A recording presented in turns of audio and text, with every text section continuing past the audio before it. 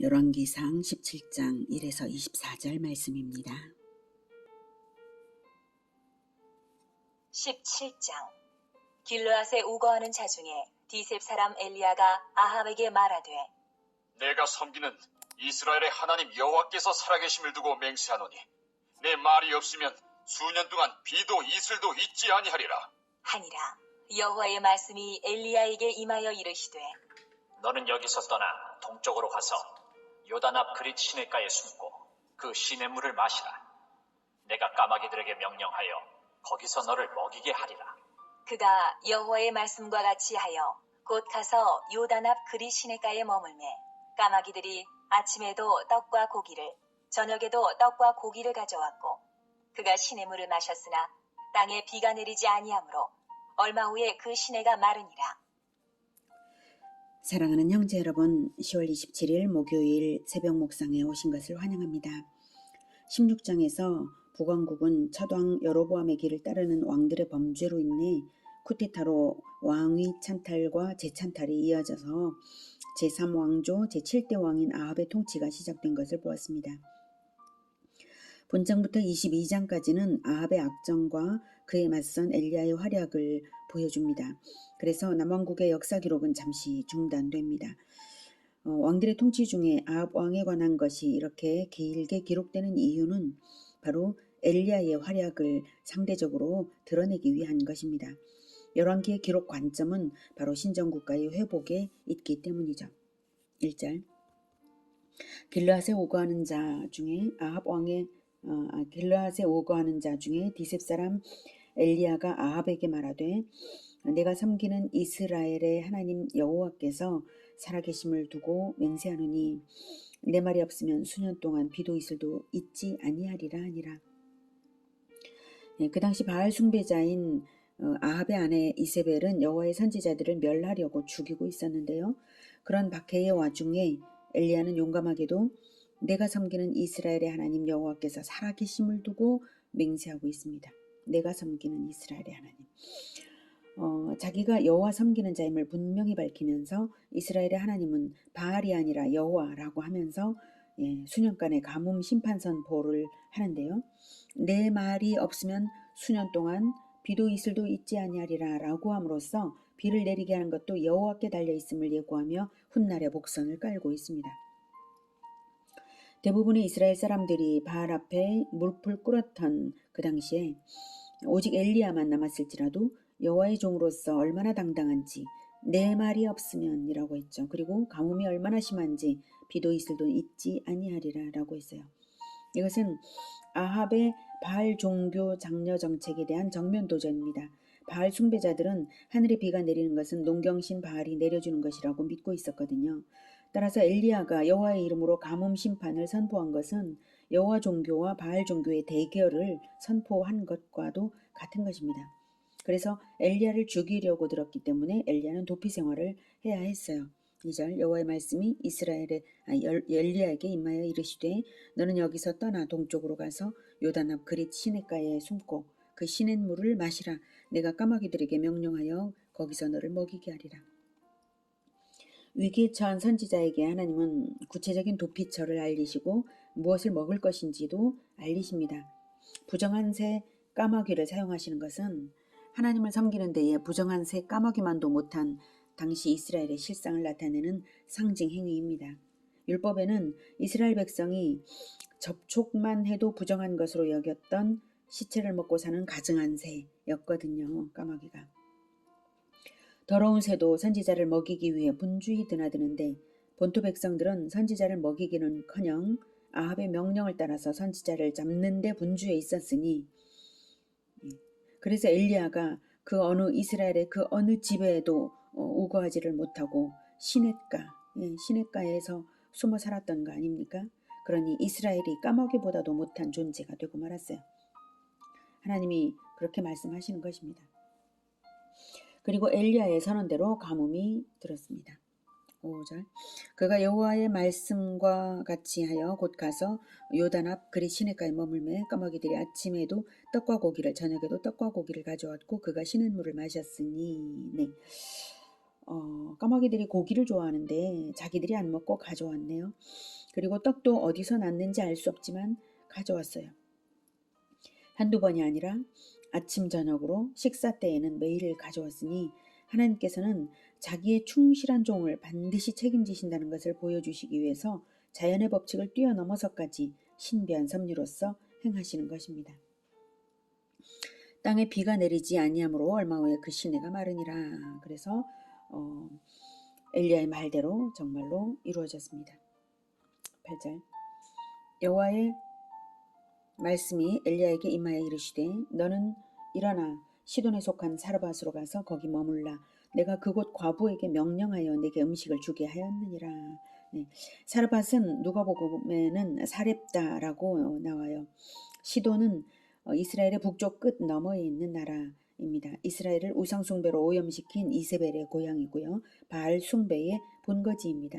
그런 더러운 이방 땅에 사는 사람에게, 그것도 여자에게, 그것도 과부에게 선지자 엘리야를 부양할 사명을 주신 것입니다. 이 또한 이스라엘 보란 듯이 하시는 하나님께서 그렇게 행하시는 것입니다. 부정한 새 까마귀와 우상의 땅에 사는, 이방의 땅에 사는 과부는 하나님께 순종하여서 선지자를 먹이는데 너희들은 뭐냐? 이런 책망이 들어있는 행위 언어예요. 그만큼 이스라엘은 신앙의 씨가 말라 있었던 것입니다. 엘리야 한 사람을 받아들일 만한 사람이 없었던 것이죠. 그럴지라도 이방인을 통해서라도 하나님의 뜻은 이루어진다는 것을 예수님도 사렙다 과부를 들어 말씀을 하셨어요. 누가복음 4장 25, 26절 내가 참으로 너희에게 이르노니 엘리야 시대에 하늘이 3년 6개월간 닫히어 온 땅에 큰 흉년이 들었을 때에 이스라엘에 많은 과부가 있었으되 엘리야가 그중 한 사람에게도 보내심을 받지 않고 오직 시돈 땅에 있는 사렙다의 한 과부에게 뿐이었으며 그 다음 또 엘리사 때에 관한 것도 말씀을 하세요. 한편 이 부분에서 발견되는 하나님은 어떤 분이신가요? 하나님은 이스라엘이 하나님을 배반할지라도 하나님의 언약을 이루기 위해 이방인이라도 사용하시는 분이십니다. 그러므로 배반자는 심판당할지라도 언약은 반드시 성취되는 것입니다. 언약의 당사자가 교체될 뿐이죠. 교체될지라도 언약은 반드시 이루어집니다. 언약에 절대 신실하신 하나님이십니다. 또한 이스라엘의 배반을 기회로 하나님은 이방의 구원과 사명의 기회를 주시고 계시다는 것입니다. 이것이 하나님의 방법입니다. 그래서 훗날 예수 그리스도를 못 박아 죽인 이스라엘은 버림받았을지라도 복음은 열방으로 퍼져나가는 것입니다. 주후 70년에 예루살렘 성전이 파괴된 것이 바로 이스라엘이 버림받았다는 증거죠. 네. 자, 요한복음 1장 11, 12절에서 자기 땅에 오매 자기 백성이 영접하지 아니하였으나 영접하는 자 곧 그 이름을 믿는 자들에게는 하나님의 자녀가 되는 권세를 주셨으니 라고 말씀하십니다. 자기 땅 이스라엘에 왔지만 언약의 땅 이스라엘에 왔지만 자기 백성들은 예수님을 영접하지 않고 그리스도라는 이유로 하나님의 아들이라는 이유로 죽여버렸습니다.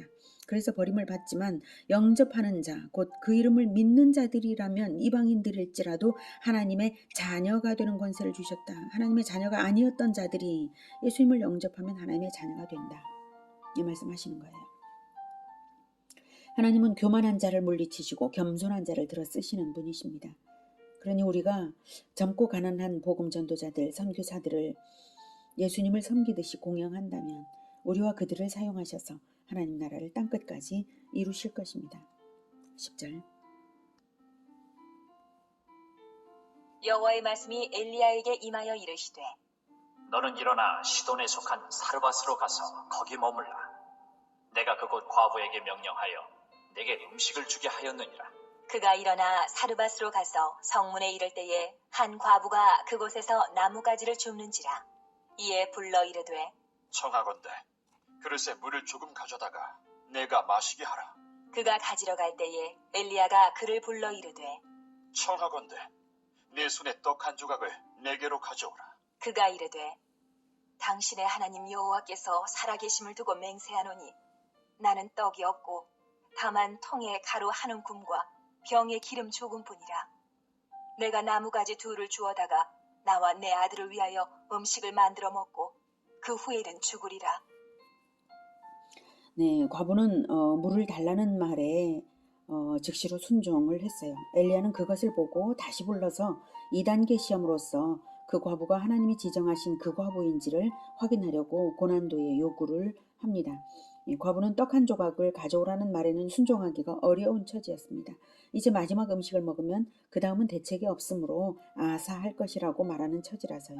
하지만 이 여인이 이만큼이라도 진실한 태도로 말할 수 있었던 것은 여호와께서 살아계심을 두고 여호와께서 살아계심을 믿고 있었기 때문인데요. 그러니 이제 살아있는 신앙을 가진 그녀에게는 생명의 역사가 있게 될 것이죠. 자, 13절. 엘리야가 그에게 이르되 두려워하지 말고 가서 네 말대로 하려니와 먼저 그것으로 나를 위하여 작은 떡 한 개를 만들어 내게로 가져오고 그 후에 너와 네 아들을 위하여 만들라. 이스라엘의 하나님 여호와의 말씀이 나 여호와가 비를 지면에 내리는 날까지 그 통의 가루가 떨어지지 아니하고 그 병의 기름이 없어지지 아니하리라 하셨느니라.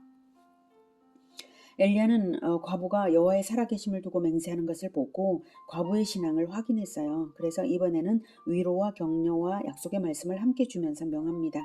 떡의 크기를 작게 하면 나눌 수 있고 또 선지자에게 나누면 죽음을 받아들이기 위해 최후의 만찬을 먹을 이유도 없는 것이라는 뜻이죠.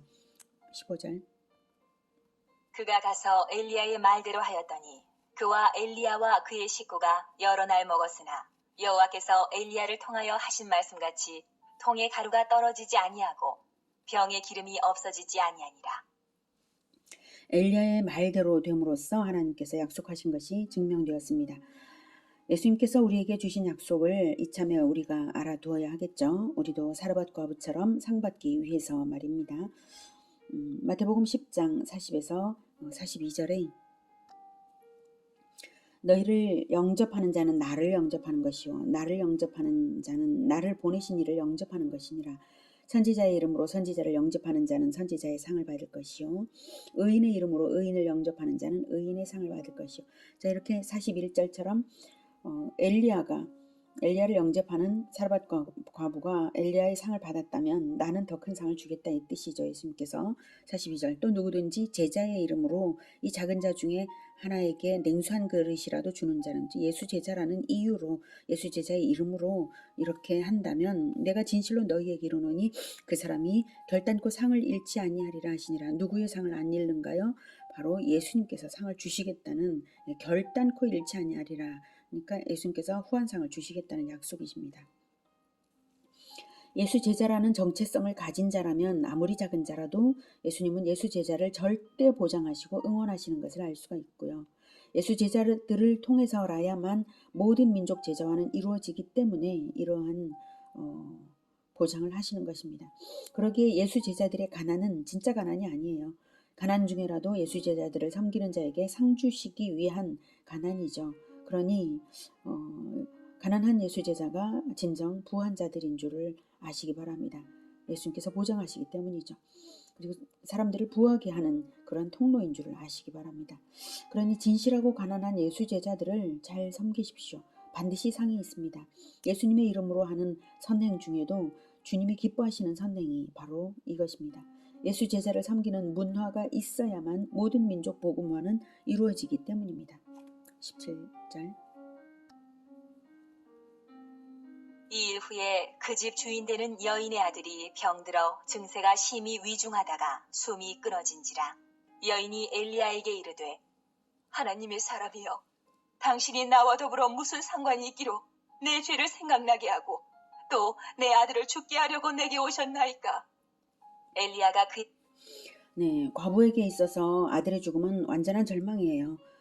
과부로서는 이해되지 않는 것이 자기가 하나님의 선지자를 공교하고 있는데도 이런 일이 발생하는 것이죠.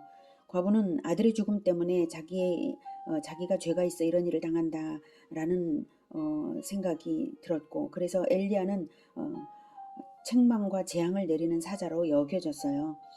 과부는 죄책감은 느껴져서 회개로 들어가는 길목에 섰지만 아들의 죽음을 받아들일 수가 없었기 때문에 엘리와의 관계성에 질문을 던지면서 밀어내고 있었던 것입니다.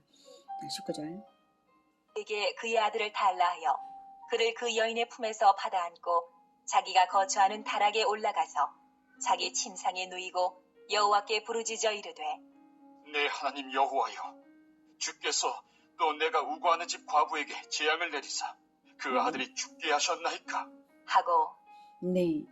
사실 과부는 엘리야를 밀어낸다기보다는 엘리야가 하나님의 사자라면 어떻게 이런 일이 일어나냐 이런 뜻이고 그런 것이죠.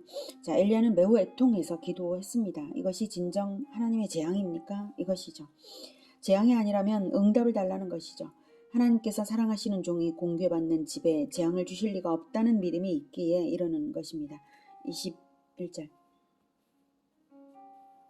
그 아이 위에 몸을 3번 펴서 엎드리고 여호와께 부르짖어 이르되 내 하나님 여호와여, 원하건대 이 아이의 혼으로 그의 몸에 돌아오게 하옵소서.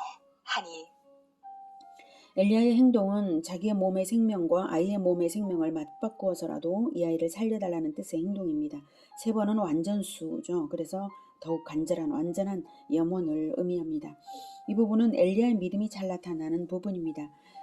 전에는 하나님께서 엘리야에게 말씀하신 대로 엘리야가 했던 행동들인데요. 이 부분에서는 과부의 아들의 죽음으로써 그리고 아무 말씀도 하지 않으심으로써 하나님은 엘리야를 시험하신 것이고요. 엘리야는 하나님을 아는 자로서 하나님께서 행하실 것을 요청하는 것입니다. 22절. 여호와께서 엘리야의 소리를 들으심으로 그 아이의 혼이 몸으로 돌아오고 살아난지라. 엘리야가 그 아이를 안고 다락에서 방으로 내려가서 그의 어머니에게 주며 이르되 보라, 내 아들이 살아났느니라. 여인이 엘리야에게 이르되 내가 이제야 당신은 하나님의 사람이시오 당신의 입에 있는 여호와의 말씀이 진실한 줄 아노라 하니라. 엘리야의 두 번째 이적을 본 과부는 하나님을 더욱 신뢰할 수 있게 되었습니다. 내가 이제야 당신은 하나님의 사람이시오 당신의 입에 있는 여호와의 말씀이 진실한 줄 아노라. 네, 아들이 살아난 것은 기름병과 가루통이 채워지는 그것보다도 비교할 수 없는 기적이고 선물이죠. 이 놀라운 체험은 과부의 믿음을 더욱 확실하게 만들어주고 있습니다. 시련이 닥쳤을 때 하나님의 사람들이라면 더 큰 은혜를 주시기 위한 하나님의 시험인 줄을 아시기 바랍니다. 그럴 때는 하나님의 더 큰 은혜를 기대하면서 하나님을 의지하시기 바랍니다. 오늘은 신실한 하나님의 종을 하나님께서 책임지고 보호하신다는 것과 하나님의 종을 섬기는 섬김이 반드시 상급으로 돌아온다는 것을 배웠습니다. 그리고 엘리야의 담대한 믿음의 행위를 보면서 그 용기와 신실함을 본받게 되었습니다. 우리도 엘리야처럼 온 세상이 하나님께 등진다 할지라도 결코 하나님 편에서 떠나지 않고 복음을 증언하는 우리 모두가 되기를 기원합니다. 기도하겠습니다. 하나님, 엘리야는 심판을 선언했지만 우리는 복음을 선언하는 그런 사명을 우리에게 주시니 정말 감사합니다. 예수님께서 십자가에서 죄인들을 대신하는 심판을 당해 주시지 않았다면 우리가 어떻게 복음을 전할 수가 있겠습니까? 이 복음을 우리가 전할 수 있으니 얼마나 큰 은혜인지요. 우리가 담대하게 복음을 전하는 것은 너무나도 쉬운 일입니다. 엘리야가 했던 일보다도 말할 수 없이 쉬운 일이고 즐겁고 기쁜 일입니다. 하나님, 우리가 이 일을 결코 포기하지 않고 계속해서 하겠습니다. 주님 도와주시옵소서. 그리고 어떤 어려움이 있어도 계속해서 포기하지 않고 복음을 말하는 것을 하겠고 주님, 복음을 전하는 자들을 섬기겠습니다. 주님 도와주시옵소서. 온 세계 만방에 주님의 복음이 전파될 수 있도록 주의 종들을 섬길 수 있는 기회를 그리고 섬길 만한 재물을 우리 손에 늘 주시기를 원합니다. 그래서 우리가 기쁨으로 늘 섬겨서 하나님을 기쁘시게 하는 그러한 교회가 되게 도와주시옵소서. 예수 그리스도 이름으로 기도드립니다. 아멘. 이어지는 시간은 개인 기도 시간입니다.